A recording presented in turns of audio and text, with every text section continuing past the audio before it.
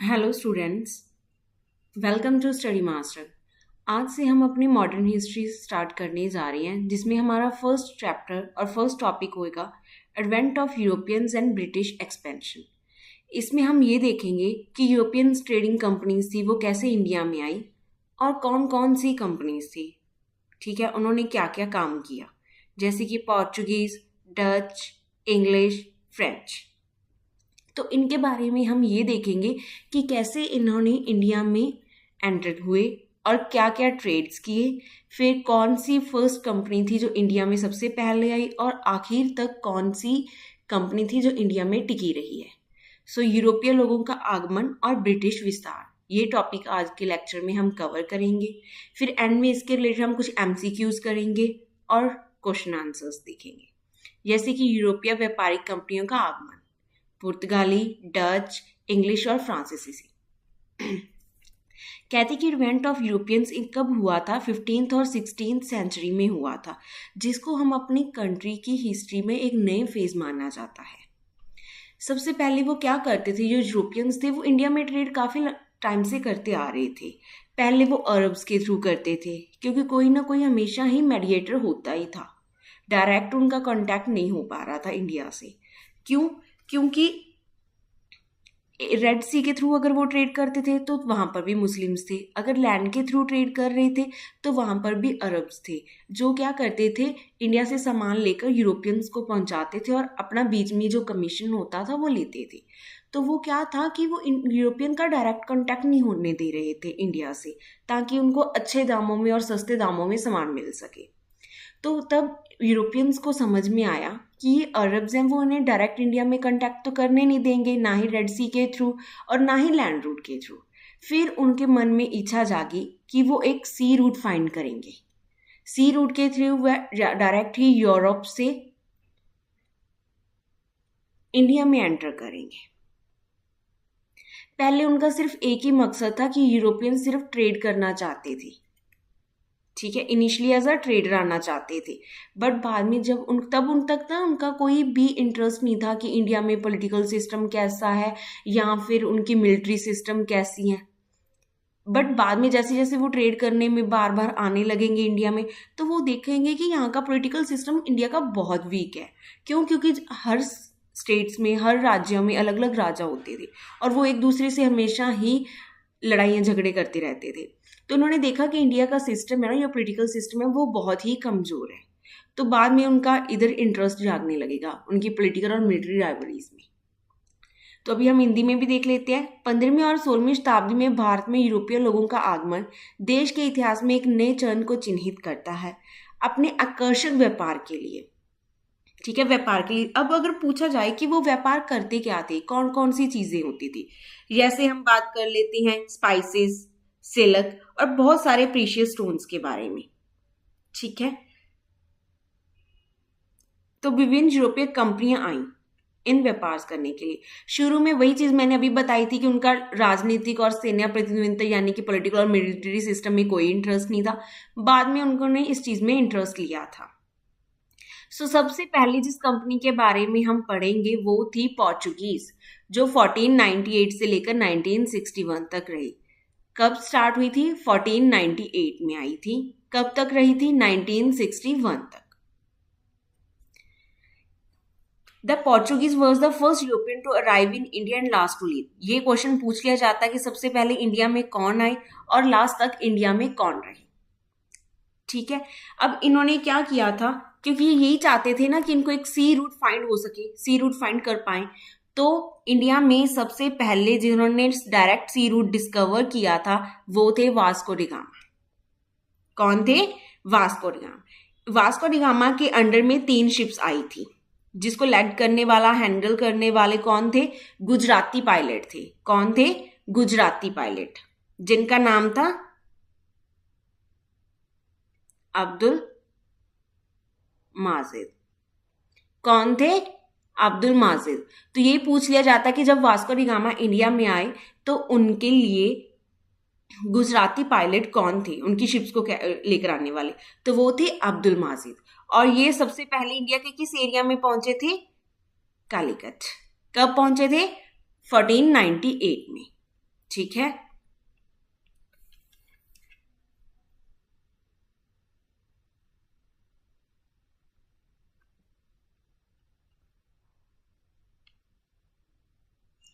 Fourteen 98 में आई थी। सो हम वही देख लेते हैं।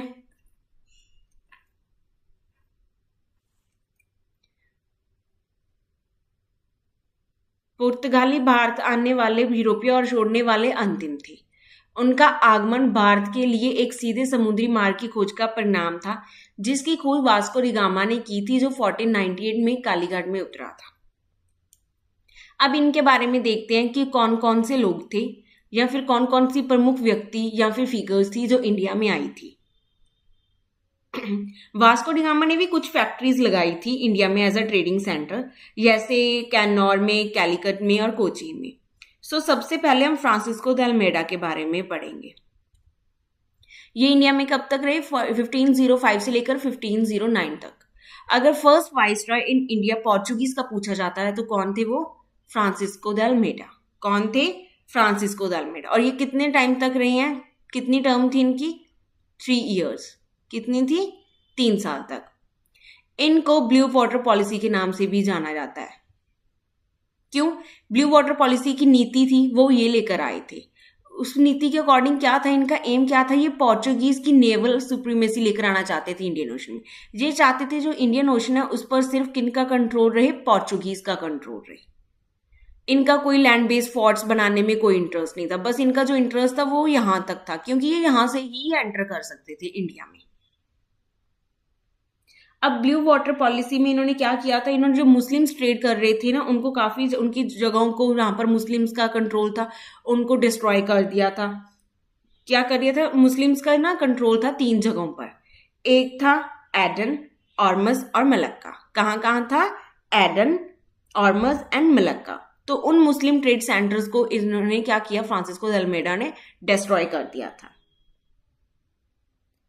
पहले जो जैमोरिन थे ना, अगर पूछा जाए कि जब वास्को डी गामा इंडिया में आए थे तो उन पर सबसे पहले उनका वेलकम किसने किया था?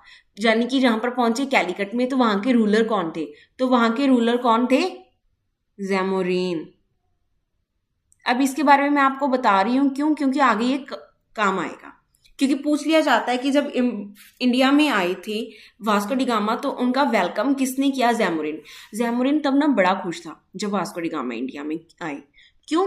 क्योंकि उसको लगा था कि अगर वास्को डी गामा यूरोप से आ रहा है, ठीक है, अगर मैं उनका अच्छे से वेलकम करूंगा तो मेरे लिए भी वो काफी कुछ लेकर आएंगे, सामान वगैरह। बट धीरे धीरे जो उसका इंटरेस्ट था, जहाँ उनको अच्छे लगे थे वास्को डी गामा, बाद में वो इस चीज के लिए अगेंस्ट चले जाने लगे। जैमोरिन स्टार्टिंग में तो पोर्चुगीज के आने पर बड़े खुश थे, बट धीरे धीरे उनका वो इंटरेस्ट था वो खत्म होने लगा था। अब वो यूरोपियन से या फिर पोर्चुगीज से खुश नहीं थे, क्योंकि उन्होंने काफी ज्यादा सक्सेस कर लिया था। अपनी अपनी फैक्ट्रीज वगैरह लगानी स्टार्ट कर दी थी, ठीक है, और काफी ज्यादा। अब वो जैमोरिन से कुछ पूछते भी नहीं थे। तो ये सारे रीजंस बने थे। इनका भी काम क्या आएगा मैं आपको आगे बताती हूँ। फिर फ्रांसिस्को दे अल्मेडा के बाद आए थे अल्फोंसो दे अल्बुकर्क। कौन आए थे? अल्फोंसो दे अल्बुकर्क, जिनको पोर्चुगीज का रियल फाउंडर माना जाता है। अगर आपसे पूछा जाए कि फर्स्ट वाइसराय पोर्चुगीज कौन थे तो वो थे फ्रांसिस्को दे अल्मेडा। अगर आपसे पूछा जाए कि रियल फाउंडर कौन थे पोर्चुगीज थे, वो थे अल्फोंसो दे अल्बुकर्क। उन्होंने क्या किया था? सबसे पहले तो ही कैप्चर्ड गोवा। किन से ली थी उन्होंने गोवा? सुल्तान ऑफ बीजापुर इन 1510।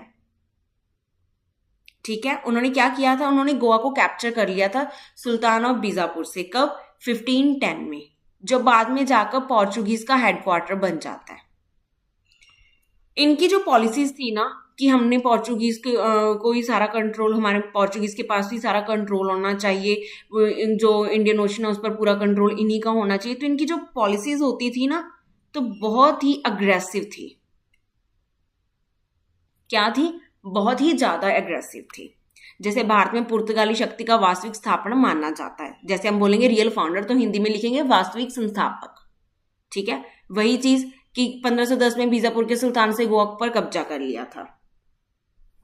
जो ये थे ना फ्रांसिस्को दे अल्मेडा, इनके बारे में बताती हूं मैं। जो इनकी पॉलिसी थी, ब्लू वाटर पॉलिसी, इसमें क्या था कि अब जी आए ना, इससे काफी ज्यादा लोग खुश हो गए थे। जैसे जैमोरिन पहले जब आया तब खुश थे, लेकिन जब इनकी ये पॉलिसी आई कि इंडियन ओशन पर इन्हीं का ही कंट्रोल हो, यानी कि इन्हीं का ही दबदबा हो, तो वो चीज लोगों को पसंद नहीं आई। किन किन को पसंद नहीं आई? एक तो था जैमोरिन ही, एक थे इजिप्ट और गुजरात नेवीज।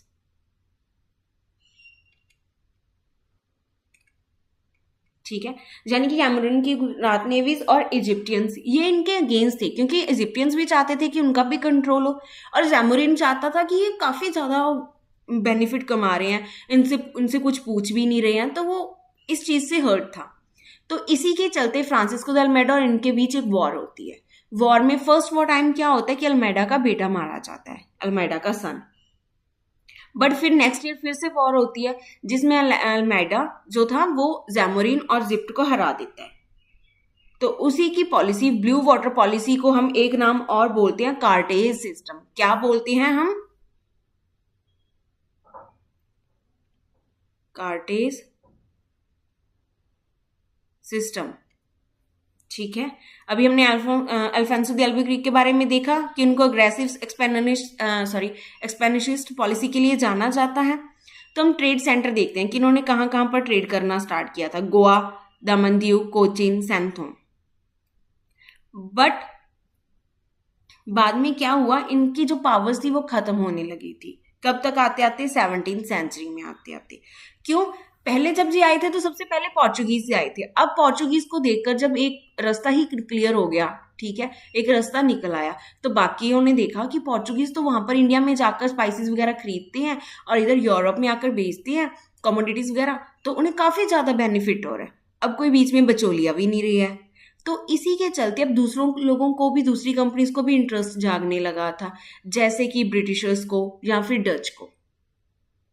ठीक है, फिर इन्हीं में आपस में भी कंफ्लिक्ट होने स्टार्ट हो गई थी। पोर्चुगीज चाहते थे कि सिर्फ उन्हीं का कंट्रोल, ब्रिटिशर्स चाहते थे हमारा, और डच भी आ गए, तो ये एक दूसरे से राइवली हो गई थी।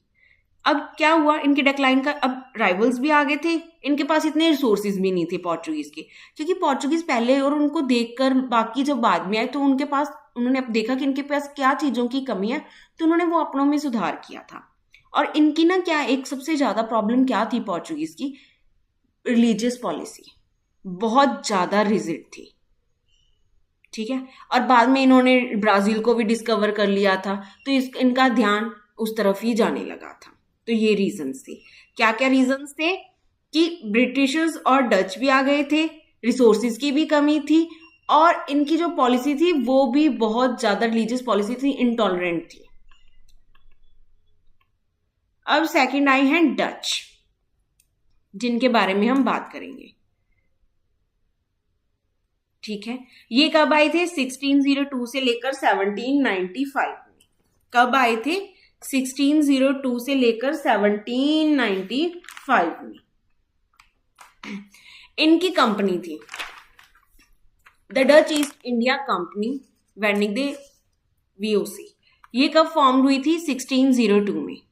ठीक है, इन्होंने पोर्चुगीज के ऊपर सक्सेसफुली अपना कंट्रोल कर लिया था, कि डोमिनेट कर लिया था।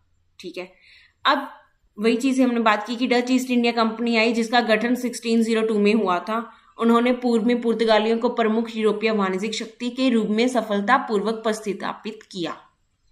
इनके ट्रेडिंग सेंटर कहाँ थे? पुलिकत, सूरत, मसूलीपट्टनम, चिनोसरा। बट इनका मेन फोकस क्या था? इनका सीधा साधा फोकस ये था कि इन्होंने स्पाइस ट्रेड करना है इंडोनेशिया। बट इन्होंने इतना ज्यादा नहीं किया, क्योंकि इन्होंने क्या, जो पोर्चुगीज से राइवली थी ना, ये पूछ लिया जाता है कि इनकी पोर्चुगीज के साथ जो राइवली थी उसमें इन्होंने क्या किया था, इन्होंने नागापट्टनम नाम की जगह को कैप्चर कर लिया था। कौन सी जगह को? नागापट्टनम। किस जगह को कैप्चर कर लिया था? नागापट्टनम जगह को। किन्होंने किया था? डच ने। किनसे किया था? पोर्चुगीज से। बट फिर काफी सारी इन्होंने ज्यादा सिर्फ एक ट्रेड करने पर ध्यान दिया। आए तो थे ये भी अपना पोर्चुगीज की ऐसे, बट ये उतने ज्यादा सक्सेसफुल नहीं हो पाए। क्यों? क्योंकि इनके आने के थोड़े टाइम बाद ही ना इनकी जो कन्फ्लिक्ट थे वो ब्रिटिशर्स से स्टार्ट हो गए थे, यही इनके डेक्लाइन का कारण बने हैं। तो हमने देखा था कि हमें एंग्लो वर्सेस डच वॉर, तो इनकी काफी सारी लड़ाई हुई थी। ठीक है, कहाँ हुई थी ये पूछ लिया जाता है। एंग्लो वर्सेस डच वॉर कहाँ हुई थी? अम्बोयना कहाँ है आज के टाइम में? इंडोनेशिया। कहाँ हुई थी? अम्बोयना नाम की जगह पर इंडोनेशिया में लड़ाई इन्होंने स्टार्ट की थी। इन्होंने क्या कहा था, क्या किया था? इन्होंने क्या किया कि इन्होंने जो एंग्लो के यानी कि इंग्लिश के जो मैन थे, ठीक है, इंग्लिश मैन थे और कुछ जापानीज, 9 जापानीज। कौन कौन से? English man 10 English man plus 9 Japanese, इनको कैप्चर कर लिया था और बाद में इनको मार दिया था। ठीक है, बट काफी लंबे समय तक ये वॉर चलने के बाद क्या हुआ कि बाद में कॉम्प्रोमाइज होना स्टार्ट हो गया था। ठीक है, इन्होंने क्या किया था, ब्रिटिशर्स ने जब इन्होंने इनको मार दिया था ना, तो ब्रिटिशर्स ने इनकी इंडोनेशिया पर कंट्रोल कर लिया था।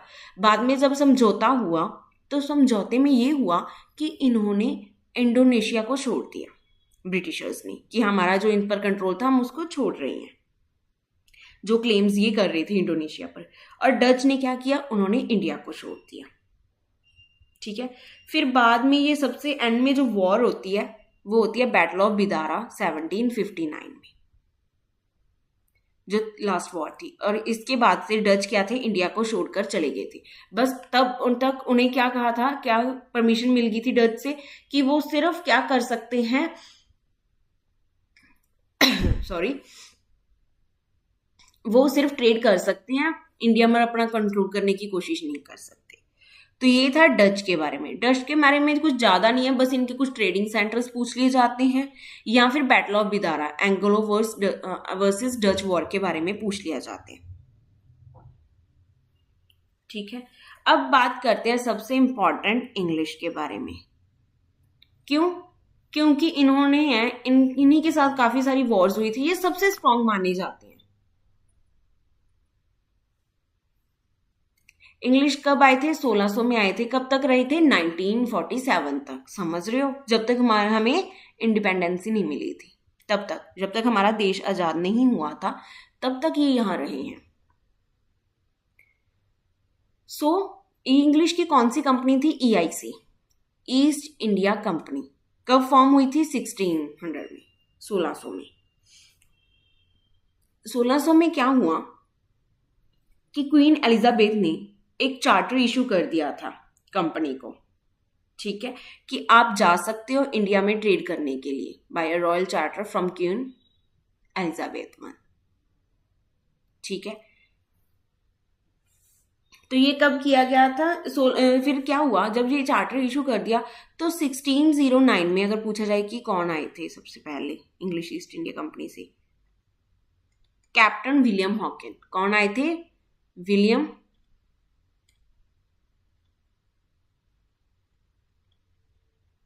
कौन आए थे? Captain William Hawking. ठीक है, वो किसके पास पहुंचे थे? जहांगीर की कोर्ट में। किसके पास पहुंचे थे? जहांगीर की कोर्ट में। किस शिप में आए थे? Hector ship. उनकी शिप का क्या नाम था? हेक्टर। क्या नाम था? हेक्टर। राजा कौन था वहां का उस टाइम? जहांगीर। बट वो क्या करने के लिए आए थे? वो एक फैक्ट्री स्टैब्लिश करना चाहते थे, बट जहांगीर ने उनको मना कर दिया। क्यों? तब तक ना जहांगीर के जो रिलेशन थे पोर्चुगीज से काफी अच्छे चल रहे थे, और पोर्चुगीज नहीं चाहते थे कि ये इंग्लिश वाले आकर यहाँ पर फैक्ट्रीज वगैरह लगाएं, क्योंकि पता है क्या होता है, एक ट्रेड करना अलग बात होती है, और जब फैक्ट्रीज लगने स्टार्ट हो जाती है तो ये हो जाता है कि हाँ वो अब रहने के लिए भी आ रहे हैं, कल को वो इनके पॉलिटिकल सिस्टम में भी इंटरेस्ट दिखाएंगे, तो ये चीज हो जाती है। जस्ट ट्रेड करते रहते तो किसी को भी कोई भी इशू नहीं होता था। तो फिर क्या हुआ, उनके जो पोर्चुगीज के कहने पर जहांगीर ने विलियम हॉकिन को मना कर दिया फैक्ट्री लगाने के लिए। वो 1609 में आया और 1611 तक वो यहां ही रहा, 2 साल तक रहा, बट फिर भी जहांगीर ने उसको परमिशन नहीं दी, और उसके बाद वो यहां से चले गए। कब चले गए थे वो? 1611 में। ठीक है, फिर 1611 में ये इनके जाने के बाद क्या हुआ कि 1612 में कैप्टन थॉमस आए। कैप्टन थॉमस और पोर्चुगीज के बीच में हुई लड़ाई। तब तक पता क्या था, एक सीन बदल जाता है। जो जहांगीर था, पहले उसने फेवर किया पोर्चुगीज को और मना कर दिया विलियम को, इंग्लिश को। बट धीरे धीरे क्या हुआ कि अब पोर्चुगीज और जहांगीर में भी कन्फ्लिक्ट आने लगे थे। ये नहीं होता था कि इनकी बॉन्डिंग चलती ही आ रही थी, कन्फ्लिक्ट्स आते जाते ही रहते थे।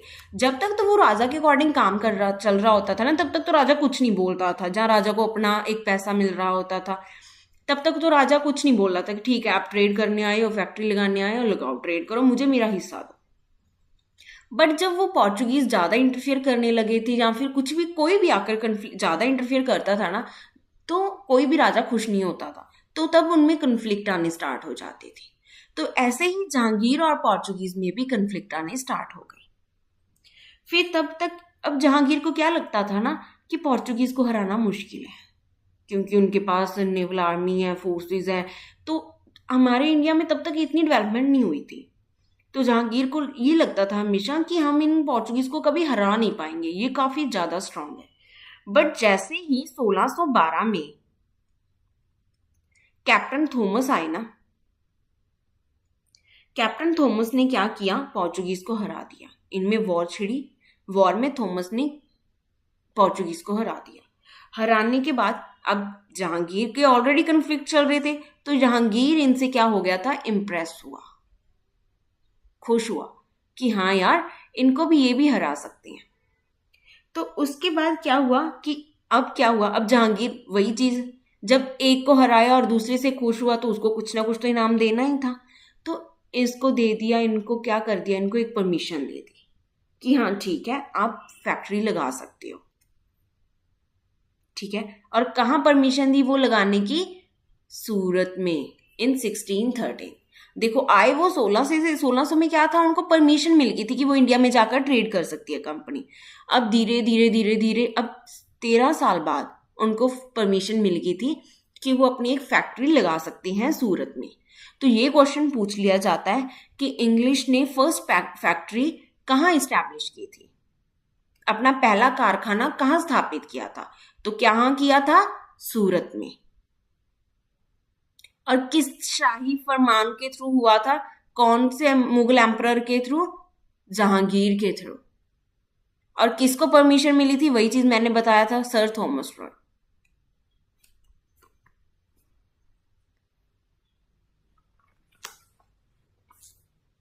ठीक है, बाद में इन्होंने काफी ज्यादा और सारी फैक्ट्रीज थी, काफी और जगह पर लगाई, जैसे कि आगरा में, ठीक है, अहमदाबाद में, बरोच में, बालासोर में, और एक लगाई थी हरियारपुर, महानदी डेल्टा के पास। ये सारी आपको नाम पता होने चाहिए, क्योंकि आपसे ना ऐसे क्वेश्चंस पूछ लिए जाते हैं। 4-5 फैक्ट्रीज का नाम बताकर, जगहों का नाम बताकर पूछ लेंगे कि यहाँ पर किन इन्होंने फैक्ट्रीज लगाई थी या नहीं लगाई थी। तो उसमें से एक ऑप्शन इनकरेक्ट होता है कि हाँ यहाँ पर नहीं थी, बाकी हैं, या फिर बाकी नहीं होते, सिर्फ एक ही होता है। तो ऐसे क्वेश्चंस आपसे इंग्लिश के रिलेटेड तो थ्रू पूछ ही सकते हैं। जैसे कहाँ कहाँ लगाई थी, आगरा, ये नाम याद रखना, आगरा, बालासोर, बरोच, अहमदाबाद,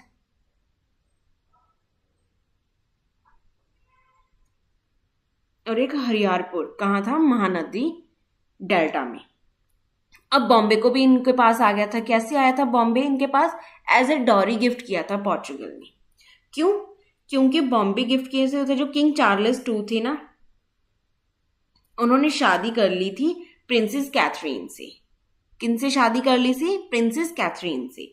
तो पोर्चुगीज के किंग की जो बेटी थी, किंग चार्ल्स, उस प्रिंसेस कैथरीन, उससे शादी कर ली थी किंग चार्ल्स ने। तो एज अ डॉरी उन्हें बॉम्बे गिफ्ट में मिल गया था 1668 में, और कलकत्ता 1609 में। ठीक है, बाद में यही मद्रास, बॉम्बे और कलकत्ता बाद में जाकर क्या बनी थी, प्रेसिडेंसी टाउन्स मिली थी ब्रिटिश कॉलोनियल पावर की। जैसे मद्रास, बॉम्बे पुर्तगाल से दहेज के उपहार के रूप में मिला था, कलकत्ता मिला था, वही चीज जो मैंने अभी बताई थी। ठीक है, बाद में क्या हुआ था, अब ये क्या था, अब ये फैक्ट्रीज लगाने लग गए थे। फैक्ट्रीज लगाने के बाद क्या होता था कि इनको ये होता था कि हम इन फैक्ट्रीज को फोर्टिफाई भी कर ले, धीरे धीरे, पहले कोई इंटरेस्ट नहीं था इनको, बाद में धीरे धीरे इनको क्या लगने लगा कि हमें इन जगहों को फोर्टिफाई कर लेना चाहिए।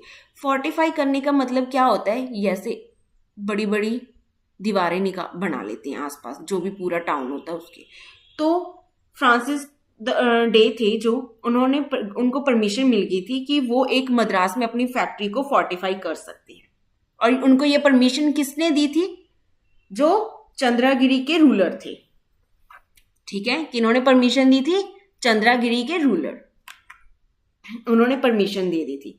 बाद में उसी को हम बोलते हैं Fort Saint George, Fort Saint George. ये फैक्ट्स हैं, ये आपको याद होने चाहिए। ठीक है, इसकी परमिशन फोर्टिफाई करने की, मद्रास को फोर्टिफाई किया, मद्रास की फैक्ट्री को फोर्टिफाई किया, किसके थ्रू किया, किसने परमिशन दी थी, रूलर ऑफ चंद्रागिरी के। और बाद में उस फोर्टिफाई जगह को कौन से फोर्ट का नाम दे दिया गया था, सेंट जॉर्ज का। अब क्या था, अब इंग्लिश के जो फुट होल्ड थे, मतलब इंग्लिश लोग काफी ज्यादा स्ट्रांगली उभर कर आ रहे थे इंडिया में, क्योंकि उनको परमिशन मिलने लगी थी। अब वो ट्रेड भी करने लगे थे। ट्रेड करने के बाद वो, अब उनका क्या काम हो गया था कि अब वो अपनी फैक्ट्रीज को फोर्टिफाई में बड़ी बड़ी दीवारें निकालने के बाद वो क्या करते थे, अपनी आर्मीज को यहाँ पर सेटल डाउन करना स्टार्ट कर देते थे। और उनका खर्चा ये नहीं उठाते थे, वहां के रूलर्स उठाते थे, वहां के लोगों से लिया जाता था। ठीक है, बाद में हम देखते हैं अब इनमें भी कन्फ्लिक्ट आने लग गए थे। इनके जो प्राइमरी राइवल्स, अब डच के साथ भी हमने पढ़ा था ना कि इनके कुछ कन्फ्लिक्ट्स हुए थे, बट वो इतने उभर कर नहीं निकले थे, बट जितने इनके फ्रेंच के साथ रहे हैं। ठीक है, फ्रेंच के साथ इनकी प्रॉपर वॉर रही है। अब वो इनका जो बैकग्राउंड अलग था फ्रेंच के साथ, इंडिया में डच के साथ तो इनका इंडिया में ही कन्फ्लिक्ट रहा, but with French they are totally different. क्यों? क्योंकि इनका पहले से ही काफी कुछ इश्यूज चल रहे थे, नॉट इन इंडिया, आउटसाइड। मैं भी आपको बताती हूँ। अभी एक चीज इनके बारे में और याद रखने वाली बात है, फिर हम फ्रेंच पर आएंगे।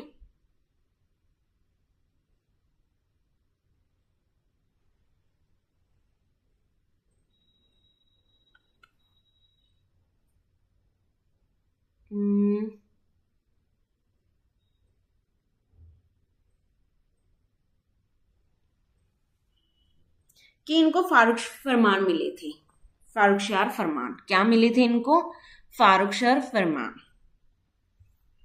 जो जॉन सुलेमान थे ना 1715 में, उन्होंने क्या किया था, वो मुगल एम्परर फारुखशार की कोर्ट में जाते हैं।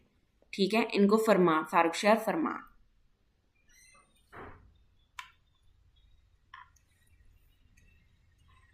कहाँ, यहां लिख लेते हैं, फारुख शार फरमान। ये फारुख शाह फरमान किसको मिले थे? जॉन सुलेमान को। वो 1759 में मुगल कोर्ट के में जाते हैं, जहां का तब का वहां का रूलर कौन था? फारुख शाह था। ठीक है, फारुख शाह फरमान। और उनको 3 फेमस फरमान मिले थे। कहां कहां के? बंगाल के, गुजरात के और हैदराबाद के। कहां कहां के? बंगाल, गुजरात प्लस हैदराबाद के। अब फरमान्स में पता है क्या होता था? फरमान्स में इन्हें थोड़ा बेनिफिट मिल जाता था कि आप हमें एनुअल इनकम इतनी दे देना, कि राजा को एनुअल इनकम इतनी देने के बाद वो क्या करते थे, बाकी वो ट्रेड जितना भी होता था अपना करते रहते थे। ठीक है, उनका फिक्स कर देते थे कि आपको इतना मिलेगा। इनको कुछ ड्यूटीज से फिक्स फ्री कर दिया जाता था। जैसे हम बात करें बंगाल के बारे में, बंगाल में इनको क्या परमिशंस मिली थी कि इनको कोई भी इंपोर्ट और एक्सपोर्ट ड्यूटी देने की जरूरत नहीं है। ठीक है, कंपनी अपने दस्तक इशू कर सकती है। यहीं पर ही ये मार खा गए रूलर्स हमारे इंडिया के। क्यों? जब भी कोई कंपनी अपने दस्तक इशू करना स्टार्ट कर देना, तो वो आगे इनकी पॉलिटिकल सिस्टम में भी इंटरफेरेंस करना स्टार्ट कर देती है, क्योंकि उन्हें इनसे काफी ज्यादा बेनिफिट मिलता था। अब उन्हें कोई इंपोर्ट और एक्सपोर्ट ड्यूटी देनी नहीं पड़ती थी, दस्तक वो इशू करना स्टार्ट कर सकते थे, और अब वो क्या थे, पहले इनको बोला जाता था कि आप इतनी ही लैंड है, इतनी ही जमीन है, वो आप रेंट पर ले सकते हो। अब इनकी वो परमिशन भी खत्म कर दी थी। ठीक है, इन्हें परमिशन दे दी गई थी कि आप ज्यादा से ज्यादा जितना चाहो उतनी जमीन कलकत्ता में ले सकते हो, अराउंड कलकत्ता। और गुजरात में बोला गया कि आप सारी ड्यूटीज, कोई भी इंपोर्ट ड्यूटी, एक्सपोर्ट ड्यूटी और डिफरेंट टाइप की जितनी भी आप पर ड्यूटीज लगती हैं, जितना भी आपने हमें टैक्स देना होता है, वो आपका सारा माफ है। बस आप हमें एनुअल पूरी सालाना इनकम दे दिया करो 10,000 रुपये। कितनी दे दिया करो? 10। और हैदराबाद में क्या कर दिया था, इनको भी वहां पर भी फ्रीडम ऑफ ड्यूटी हो गई थी। सिर्फ इनको मद्रास के लिए रेंट देना था। किसके लिए? मद्रास के लिए। ये चीज हमने देखी इनके फार्कशर फरमान के बारे में। ठीक है, 3 फरमान मिले थे इन्हें, बंगाल, गुजरात और हैदराबाद के बारे में। और बाद में सबसे इंपॉर्टेंट, इन्हीं को ही परमिशन मिली थी कि अपने कॉइन्स को मिंट कर सकते हैं। कहां पर? बॉम्बे में। ये इनकी सबसे बड़ी मतलब इनको बेनिफिट मिल गया था, या फिर हम कह सकते हैं इंडिया के लिए सबसे नुकसानदायक चीज हुई थी कि ये अपने कॉइन्स बना सकते, क्योंकि जब वो एक करेंसी बननी स्टार्ट हो जाए ना किसी की अपनी, तो वो कुछ भी कर सकता है। तो यही चीज थी। बाद में हम बात करते हैं, अब हमारा नेक्स्ट टॉपिक आता है फ्रेंच। 1664 1954 तक रहे हैं जो। ठीक है। English. The French East India Company was formed in 1664 under the state by the King Louis XIV. किसके अंडर ये ईस्ट इंडिया कंपनी फॉर्म हुई थी? किंग लुइस 14 के अंदर। ठीक है, अब इसमें देखते हैं होता क्या है। फ्रांसीसी ईस्ट इंडिया कंपनी का गठन राजा लुई 14 द्वारा राजा संरक्षण के तहत 1664 में हुआ था। अब पूछ लिया जाता है कि इनकी सबसे इंपॉर्टेंट चीज क्या थी, हमें याद रखनी चाहिए। आपसे पूछ लिया जाता है कि एक इन्होंने सेंटर ओपन किया था, यानी कि एक शहर निकल कर आया था, फाउंड किया था इन्होंने, वो था पांडिचेरी। कौन सा था? पांडिचेरी। कब फॉर्म किया था? 1674 में। कब फॉर्म किया था? 1674 में। ठीक है, अब इन्होंने भी काफी कुछ परमिशंस मिल गई थी। ये भी इन्होंने क्या किया था, जैसे फ्रांसिस कैरन आए थे। कौन आए थे? Francis Caron. ठीक है, उन्होंने सूरत में फैक्ट्री लगाई, फिर वही बाद में आकर जाकर मसूलीपट्टनम में भी फैक्ट्री लगाई। ये वहीं पर जहां पर ऑलरेडी फैक्ट्रीज लगी हुई थी ना, डच की, पोर्चुगीज की, इंग्लिश की, वहीं पर ही फ्रेंचेस ने भी अपनी फैक्ट्रीज लगाना स्टार्ट कर दिया था। ठीक है, इनको भी फरमान, जैसे उनको फरमान मिला था, इनको एक पेटेंट मिल गया था। किनसे? सुल्तान ऑफ गोलकंडा से 1673 में, कि आप हाँ फैक्ट्री लगा सकते हो। ठीक है, बट इन्होंने ज्यादा क्या हुआ कि इनके ज्यादा कंफ्लिक्ट आने लगे थे। किनके साथ? ब्रिटिशर्स के साथ, इंग्लिश के साथ। कैसे कैसे? एक फ्रेंच गवर्नर था इंडिया में, फ्रेंच गवर्नर जिसके बारे में बहुत इंपॉर्टेंट है, ड्यूप्लेक्स। वो बहुत ही ज्यादा अग्रेसिव पॉलिसी लेकर आए। क्यों? क्योंकि अब वो ना पॉलिटिकली इंटरफेरेंस करना स्टार्ट हो गए। जैसे हमने पोर्चुगीज के बारे में देखा, पोर्चुगीज को अभी तक कोई इतना पॉलिटिकली इंटरफेरेंस का नहीं था। उनकी क्या थी? उनकी जो रिलीजियस पॉलिसी थी ना, वो काफी ज्यादा स्ट्रांग थी। बट इनकी जो अग्रेसिव पॉलिसी थी, वो पॉलिटिकल इंटरफेरेंस थी। और क्या करने लगे थे? लोकल रूलर के साथ मिलकर, ठीक है, अलायंस बनाने लगे थे और अपनी फैक्ट्रीज वगैरह इस्टेब्लिश करने। क्यों? इन्होंने आते ही क्या किया?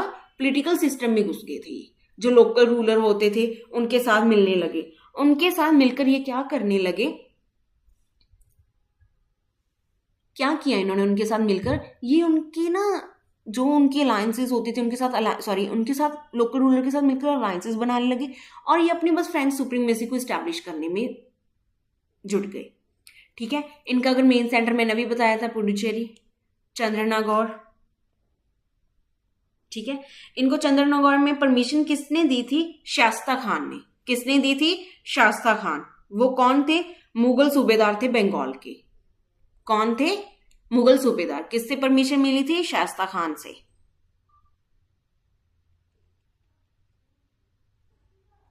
फिर माहे और क्राइकल। ये इनके इंपॉर्टेंट ट्रेडिंग सेंटर्स माने जाते हैं।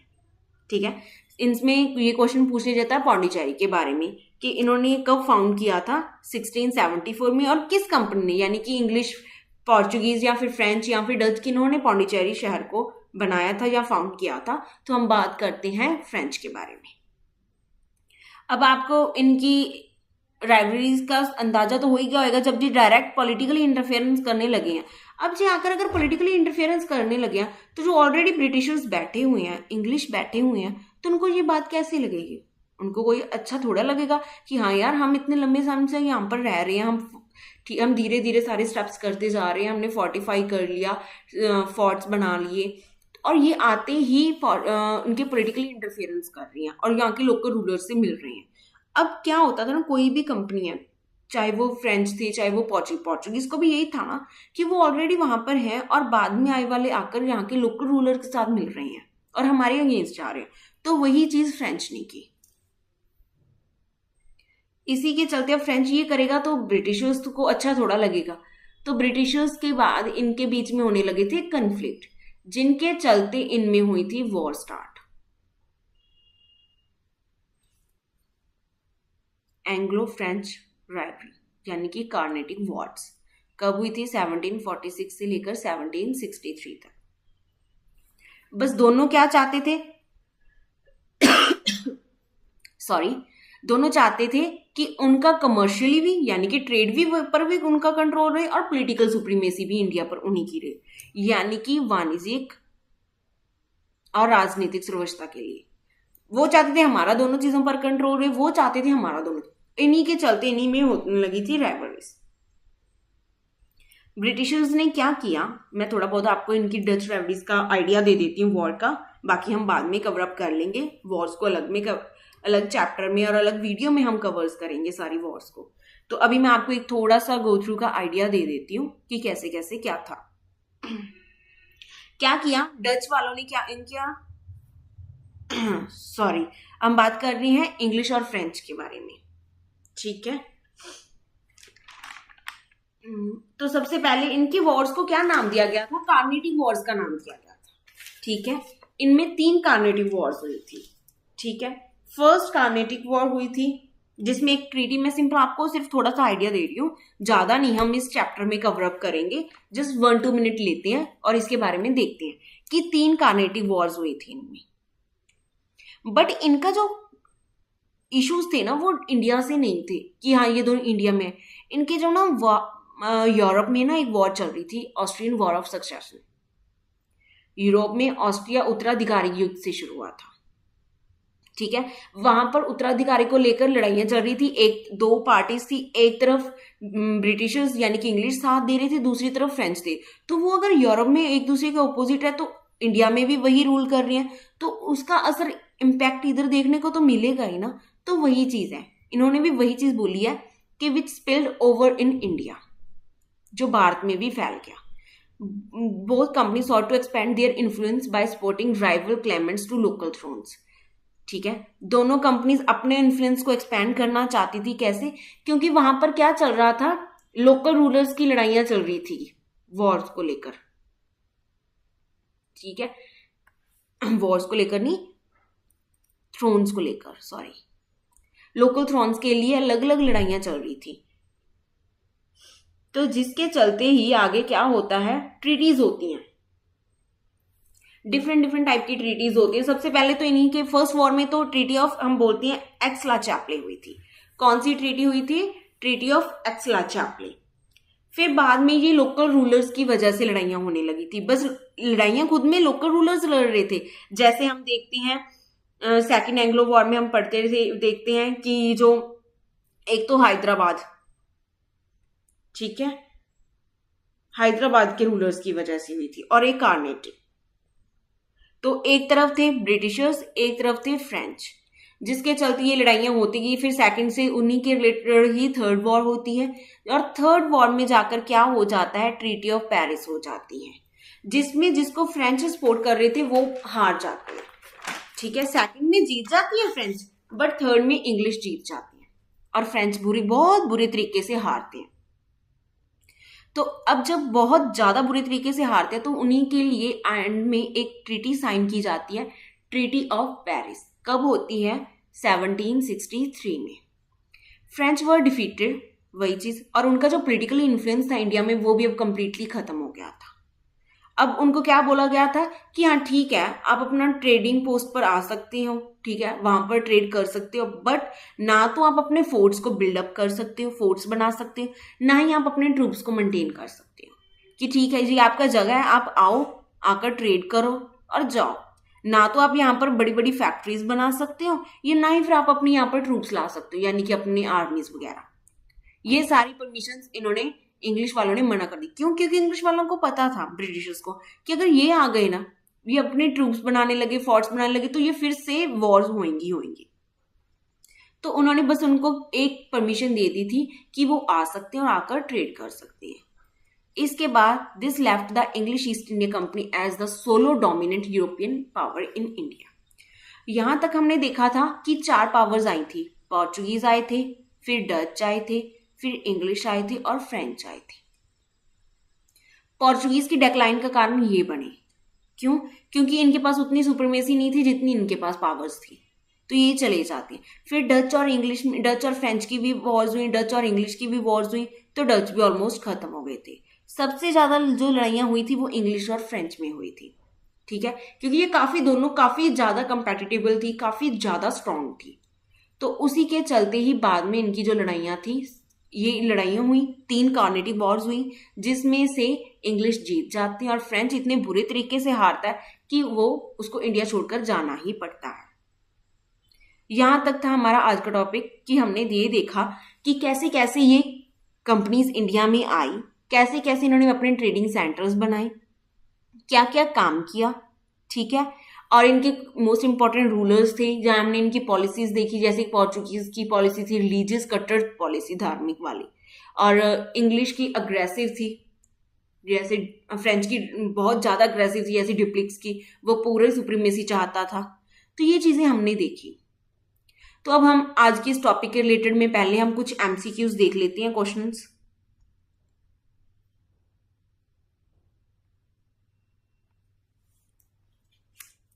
सो 20 एमसीक्यूज हैं। सबसे पहले ये पूछ लिया जाता है, who was the first Portuguese viceroy in India. तो सबसे मैंने आपको बताया था कौन थे वो, फ्रांसिस्को द अल्मेडा। कब बने थे? 1505 से लेकर 1529 तक, ठीक है। कौन थे first Portuguese viceroy in India? Francisco de Almeida. Real founder अलग थे, फर्स्ट वायसराय अलग थे। वास्को डी गामा कब इंडिया में आए थे? 1498 में आए थे। और किस पोर्ट पर आए थे? ये क्वेश्चन पूछ लिया जाता है कैलिकट में।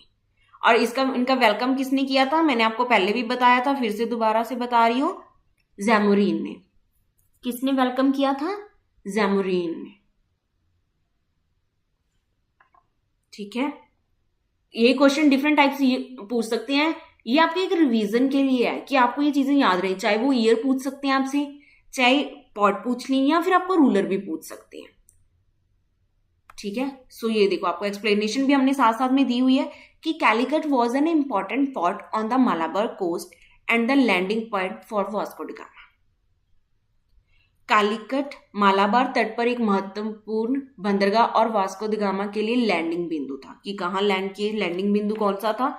ये था। अब हमने ये देखा था कि पोर्चुगीज ने गोवा को कैप्चर कर लिया था। तो ये क्वेश्चंस भी बन सकता है कि किससे कैप्चर किया था? सुल्तान ऑफ बीजापुर से। कब किया था? 1510 में। कब किया था? 1510 में। अगर आप स्टार्टिंग से प्रॉपर अभी तक आपने सुना हो ना, तो ये क्वेश्चन आपको as it is simple way में ही याद हो सकते हैं, जैसे जैसे हमने देखा है, क्योंकि आपको हर ईयर मेंशन किया हुआ है। आपको सुल्तान ऑफ बीजापुर के बारे में भी बताया हुआ था कि गोवा को कैप्चर किया था। किसने कैप्चर किया था? अल्फांसो दी अल्बुक्रिक ने किया था, ठीक है। बाद में हम देखते जो डच आए थे, उनकी कंपनी कब आई थी? तो वो आई थी 1602 में, ठीक है। किस चीज के लिए आई थी? आई तो सारी कंपनीज ही ट्रेड करने के लिए थी, बट बाद में इन्होंने इंडिया का हाल देखा, ठीक है। इन्होंने देखा कि यहाँ के रूलर्स तो खुद आपस में लड़ाई झगड़े कर रहे हैं, तो ये इनके लिए एक बेनिफिट था। कोई भी है, अगर वो ये देखता है ना कि यहाँ मैं जा रहा हूँ, वहां पर ऑलरेडी दो लोग आपस में लड़ रहे हैं, तो हाँ शायद वो अपना बेनिफिट देखता है कि मैं यहाँ पर क्या कर सकता हूँ। ये चीजें होती थी। So next question is the fifth one is English East India company establish it's first factory in Surat with the Farman from the Mughal emperor Jahangir. ये चीज मैंने बताई थी। ठीक है, कौन एम्बेसडर थे? मैंने बताया था ना, जिन्होंने पोर्चुगीज को हराया था, देन जहांगीर उनसे खुश हुआ था, इंप्रेस हुआ था, तो वो कौन थे? Sir Thomas Roe. कौन थे? Sir Thomas Roy.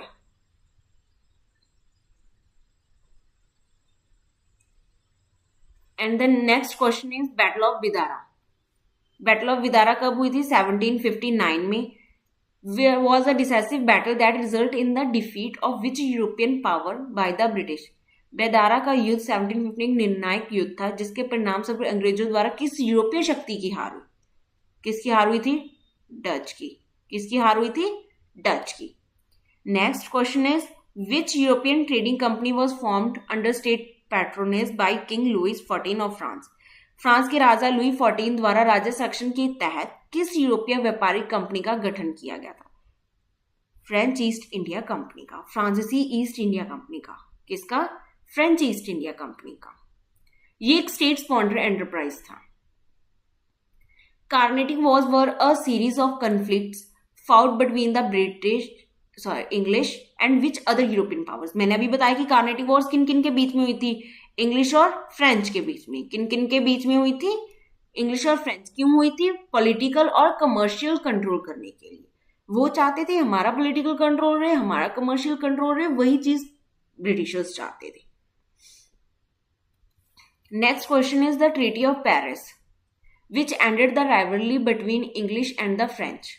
ठीक है, ट्रीटी ऑफ पेरिस किन किन के बीच हुई थी? इंग्लिश और फ्रेंच। ठीक है, इससे क्या हुआ था कि इसका रिजल्ट क्या निकल कर आया था? जो मैंने बताया था कि फ्रेंच का क्या था, एम्बिशंस जो भी था इंडिया में रहने का, वो सारा खत्म हो जाता है। तो इससे और इंग्लिश की सुपरमेसी हो जाती थी as a dominated European power in India. Which city was acquired by English East India Company as a dowry gift from the Portuguese? कौन सी थी? बॉम्बे। क्योंकि उन्होंने उनकी प्रिंसेस से शादी कर ली थी, तो उनके किंग ने इनको एज अ डॉरी में गिफ्ट किया था बॉम्बे। किसने गिफ्ट किया था? किंग चार्ल्स II ने। And the next question is 11। मैंने ब्लू वाटर पॉलिसी के बारे में आपको पढ़ाया था कि किन किन के बीच में हुई थी। पोर्चुगीज वॉइसराय थे। कौन से थे? Francisco de Almeida. उनका बेटा भी मारा जाता है ना।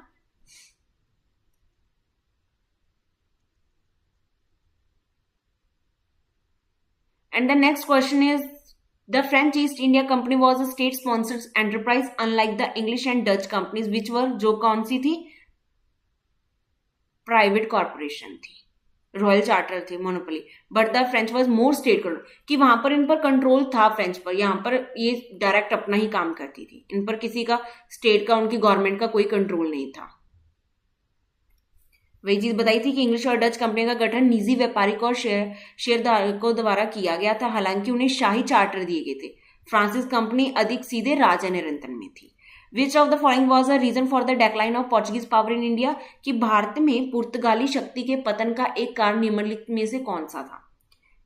कि the support from the British and Dutch, उनको सपोर्ट मिली थी? नहीं। Their tolerant religious policy? May be और not. The rise of British and Dutch rival, British और डच प्रतिनिधियों का उदय। The discovery of new route to America? No, उन्होंने तो ब्राजील को ओपन देखा था। तो क्या था? मैंने आपको बताया भी था कि ब्रिटिश हो गया था, ब्रिटिश और डच राइवल्स का राइज होना। ठीक है, अंग्रेजों और डच की बेहतर आर्थिक और सैन्य शक्ति ने पुर्तगालियों के प्रतिस्पर्धा कर दिया। The Dutch mainly focused on which trade in the east? Dutch वालों ने किस चीज में ईस्ट में ट्रेड करना स्टार्ट कर दिया था? मुख्य रूप से पूर्व में किस व्यापार पर ध्यान केंद्रित करते थे? Textile trade in India, spices trade in Indonesia, opium trade, T trade. तो हमने क्या पढ़ा था? इंडोनेशिया द्वीप समूह में मसाला व्यापार। क्यों? The Dutch established a monopoly over the high profitable spices trade. इनकी मोनोपोली थी इस चीज पर। मोनोपोली मतलब क्या हो? एकाधिकार स्थापित किया था इन्होंने। विच of the following was not one of the 3 presidency towns? हमने प्रेसिडेंसी टाउन्स के बारे में पढ़ा था, कौन कौन से थे? मद्रास, बॉम्बे, कलकत्ता। तो कौन सा नहीं है? पांडिचेरी। और पांडिचेरी तो किनका था? फ्रेंच का था। और हम बात कर रहे हैं ब्रिटिशर्स के बाद में। The French East India companies main trading centre in India were, कौन कौन से थे? मेन ट्रेडिंग सेंटर कौन सा था जो इन्होंने खुद से फाउंड किया था? वो था पौंडीचेरी, क्योंकि वो इनकी फ्रेंच की कैपिटल भी थी।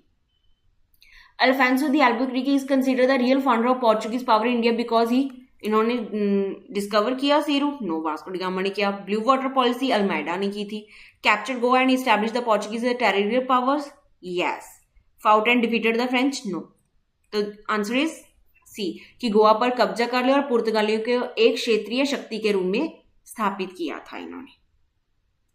And the 18th question is, the Dutch East India Company was defeated by the British in the Battle of Bidara and shifted their focus to, कि डच ईस्ट इंडिया कंपनी को बेदारा के युद्ध 1759 में अंग्रेजों ने हरा दिया था और उन्होंने अपना ध्यान किस पर स्थानांतरित कर दिया? Their empire in South East Asia में। क्यों Dutch shift their focus from India to their more profitable spices? यही चीज पढ़ी थी ना हमने कि इनका ज्यादा फोकस किस पर था? स्पाइसेस के प्रॉफिट कमाने में था। What was the main reason for the Anglo-French rivalry in India? So Anglo और फ्रेंच के बारे में क्या कंट्रोल?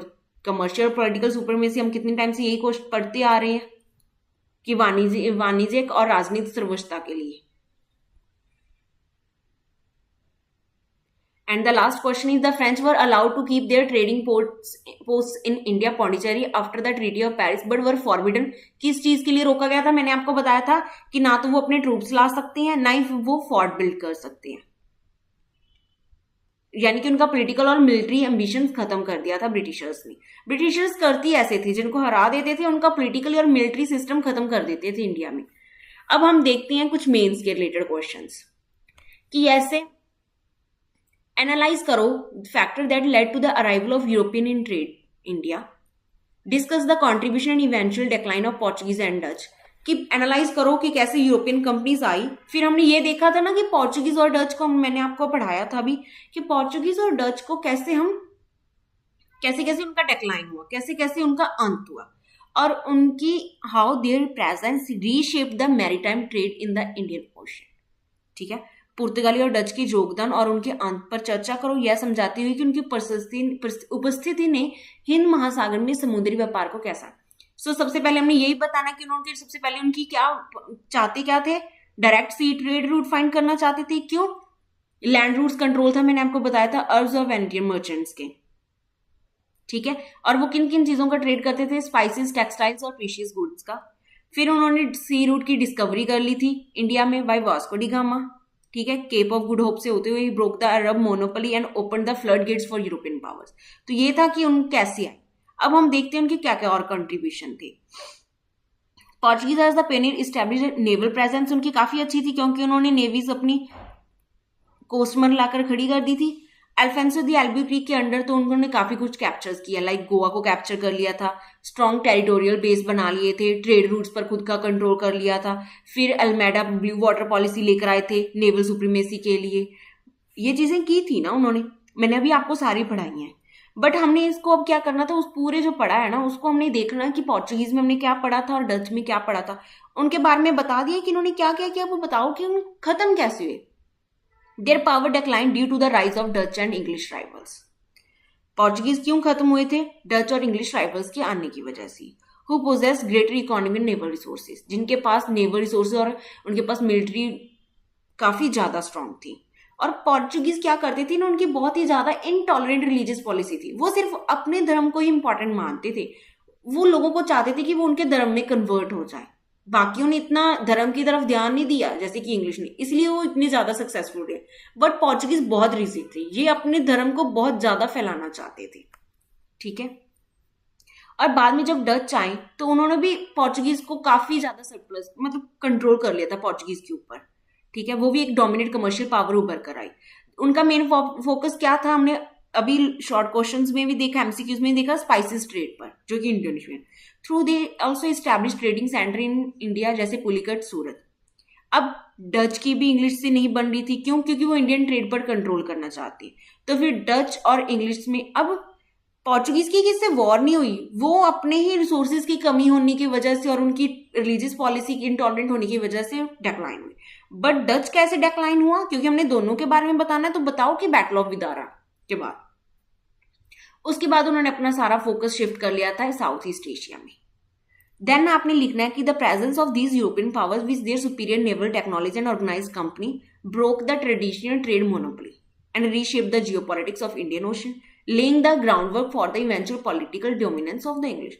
तो आपने जैसे जैसे आपको क्वेश्चन पूछा जाता है वैसे वैसे आंसर दो कि पहले उन्होंने क्या क्या काम किए, फिर बताओ पोर्चुगीज कैसे खत्म हुआ, डच कैसे खत्म हुआ, और उसका फिर इनका इंडियन ओशन पर कैसा इंपैक्ट रहा, ये चीज। तो ये बनता है आपका एक आंसर। एंड द लास्ट मैं आपको हिंदी में भी थोड़ा सा बता देती हूं, बाकी जब आप एक बार देखोगे तो आपको समझ आ जाएगा। भारत में यूरोपीय लोगों का आगमन मुख्य रूप से अरब और वेनेशियन व्यापारियों द्वारा नियंत्रित पारंपरिक भूमि मार्गों के दरकिनार करते हुए पूर्व के साथ सीधे व्यापार की इच्छा से प्रेरित था। वही चीज मैंने बताई थी, मसालों, वस्त्रों और कीमती सामानों को आकर्षित कर चीजों को लेने के लिए वो इधर ट्रेड करना स्टार्ट कर रहे थे। 1498 में उन्हें डायरेक्ट ट्रेड रूट मिल गया था। वही अल्फांसो दी एल्बुक्विक के दिन उन्होंने गोवा को कैप्चर कर लिया था। अल्मेडा के जरिए उन्होंने नीले जल की नीति को नौसैनिक सुरक्षा था स्थापित की थी। उनकी शक्ति ब्रिटिश और डच के उदय काफी कम थी और उनकी कठोर ऐसा हाइक धार्मिक नीति के कारण वो घिर गई। फिर डच के बाद में आए, उन्होंने पोर्चुगीज पर अपना कंट्रोल कर लिया था। उनका ज्यादातर ध्यान मसालों पर था, मसालों के व्यापार करने पर था। मैंने अभी आपको सारा कुछ बताया, ठीक है। और उनके बाद में बेडारा की युद्ध में वो हार गए और जिसके बाद उन्होंने अपना पूरा ध्यान एशिया में अपनी की तरफ कर लिया था। वही चीज है।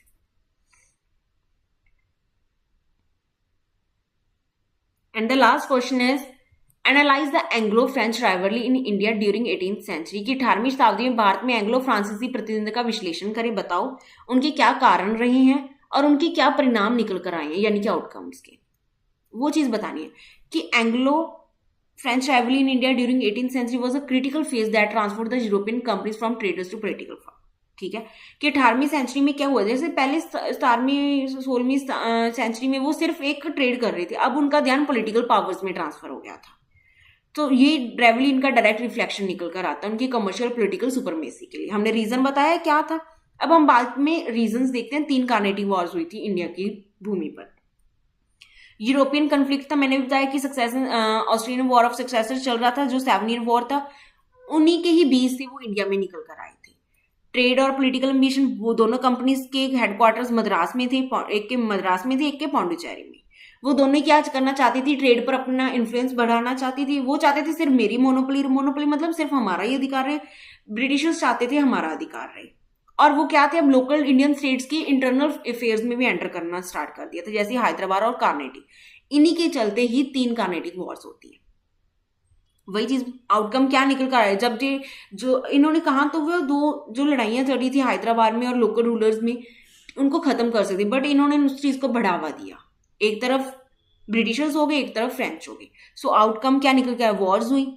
इनिशियल सक्सेस तो फ्रेंच का, मैंने बताया था कि पहले फ्रेंच जीता बट बाद में ड्यूप्लिक्स की वजह से जीता, बट बाद में फ्रेंच ने हार गए। फिर पेरिस की ट्रीटी हो जाती है एंड में 1763 में, जो कि फाइनल ब्लो था। फ्रेंच पॉलिटिकल एम्बिशन खत्म हो गया था। ठीक है, बस सिर्फ अब उनको पौंडीचेरी मिली थी, उसके बाद उनका सारी पावर्स उनसे छीन ली गई थी और इसी के चलते ही उनका जो पॉलिटिकल थ्रेट था ब्रिटिशर्स को लगता था, वो सारा कुछ खत्म हो गया था। ये चीजें निकल कर आई।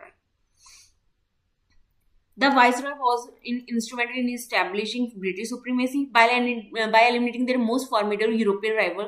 अब सबसे जो यूरोपियन पावर्स में ब्रिटिशर्स के अगेंस्ट थे वो थे फ्रेंच। अब सारी पावर्स खत्म हो गई तो वो सोलो डोमिनेट बन गए इंडिया में।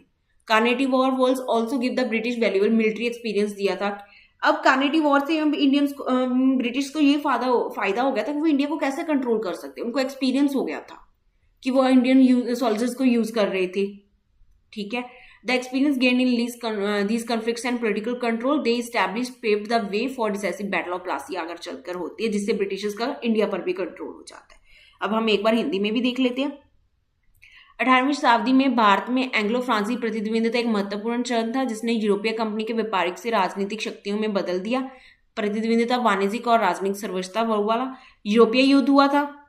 ठीक है, व्यापार और राजनीतिक महत्वाकांक्षी दोनों कंपनियां जिनके मुख्यालय मद्रास और पुडुचेरी में थे। ठीक है, वही चीज है जो अभी मैंने आपको सारा बताया हुआ है। एक बार पढ़ लोगे आपको समझ आएगा हिंदी में, क्योंकि मैंने आपको अभी हिंदी में ही समझाया है। ठीक है, तो आज का लेक्चर हम यहीं पर ही खत्म करते हैं। आज पहले हमने इन टॉपिक्स को देखा, चारों पावर्स को देखा, सबसे ज्यादा पावरफुल पावर निकल कर आई इंग्लिश, जो एंड में अकेले रहे, ठीक है, जिन्होंने इंडिया पर पूरा कंट्रोल कर लिया था। ये चीजें देखकर निकल कर आई। फिर हमने उसके रिलेटेड कुछ एमसीक्यूज किए, फिर मैंने आपको आइडिया देने के लिए कुछ 2 लॉन्ग क्वेश्चंस करवाए जो आपको मे बी समझ आ गए।